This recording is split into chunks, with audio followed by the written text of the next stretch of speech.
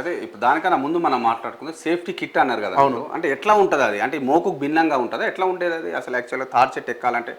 ఎందుకంటే కొంతమంది ఆ ప్రయోగం సక్సెస్ కాలేదు, తార్ చెట్లకు అంటే మామూలు అంత కంఫర్ట్ లేదంటా ఉన్నారు కదా, దానిపైన ఏం చెప్తున్నా? ఇప్పుడు అది వచ్చేసి ఎట్లుంటే రోజు విత్తే మోక్ ఎట్లా వేసుకుంటామో దానికి ఒక ఫిట్టింగ్ ఒకటి వస్తుంది.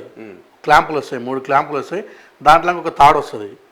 దాని తర్వాతకి మనం ఇక్కడ వేసుకోవడానికి ఒక బెల్ట్ వస్తుంది. అవును, నడుము బెల్ట్ వస్తుంది. దానికి సంబంధించి కాలు పెట్టుకోవడానికి గుదికి పట్టి వస్తుంది. మాట్లాడండి. ఎంత పెద్ద తాడు చెట్టు ఎక్కినా కానీ ఒకవేళ ప్రమాదశాత్తు కింద పడి జారినా కానీ అక్కడే మనిషి లాక్ అయిపోతాడు, కింద పడడు, దెబ్బలు దాకవు. ఎందుకంటే ఇంతకుముందు ఏం పట్టలేనప్పుడు తాడు చెట్టు నుంచి రప్పను వచ్చి కింద పడి చనిపోయేది. ఆ కుటుంబం రోడ్డున పడేది.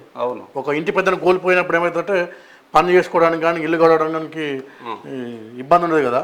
ఇప్పుడు అలాంటిది ఏం లేకుండా ఉన్నది, కొంచెం సేఫ్గానే ఉన్నది. ప్రాణం అయితే పోదు, మనిషి బతుకుంటాడు. ఓకే, అట్లాంటి కిట్టుకు తెరలేపినా ఇప్పుడు దాన్ని తీసుకురావాలన్నా మీ డిమాండ్ ఏంటి? దాన్ని ఈ రాష్ట్రంలో తాడు చెట్లు ఎక్కేటటువంటి గీతా కార్మికులందరికీ తొందరగా ఇవ్వాలి. అంటే ఎందుకు ఇవ్వట్లేదు అనుకుంటున్నారు మరి? అంటే మీరు దృష్టికి తీసుకెళ్ళిరా ఈ ప్రభుత్వం దృష్టికి? ప్రభుత్వం దృష్టికి తీసుకుపోయినాం, నిన్నగాక మొన్న కలెక్టర్ దృష్టికి తీసుకుపోయినాం, సూర్యాపేట కలెక్టర్ దృష్టికి తీసుకుపోయినాం. ఓకే, అక్కడ ఉన్నటువంటి ఎక్సైజ్ సూపరింటెండెంట్ గారి దృష్టికి తీసుకుపోయినాం. సార్ ఎక్సైజ్ వాళ్ళకి ఆల్రెడీ బీసీ వెల్ఫేర్ వాళ్ళకి చెప్పినాం. సార్ ఆల్రెడీ ట్రైనింగ్ ఇచ్చారు, ట్రైనింగ్ ఇచ్చిన తర్వాతకి కిట్లు ఇవ్వకపోవడం వల్ల చాలా మంది గీతా కార్మికులు కింద పడి చనిపోవడం జరుగుతూ ఉంది.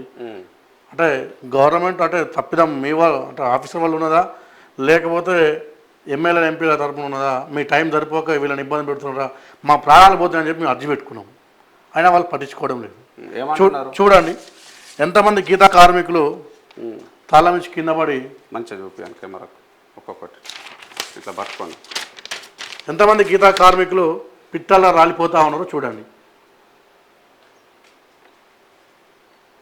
మిగతాయి కూడా చూసి ఇట్లా ఈ విధమైనటువంటి ఏ జాతిలో లేదు, ఏ వృత్తిలో లేదు ఇంత ప్రమాదమైనటువంటి, ఇంత ప్రమాదంగా ఉన్నటువంటి వృత్తి గీతా కార్మిక వృత్తి.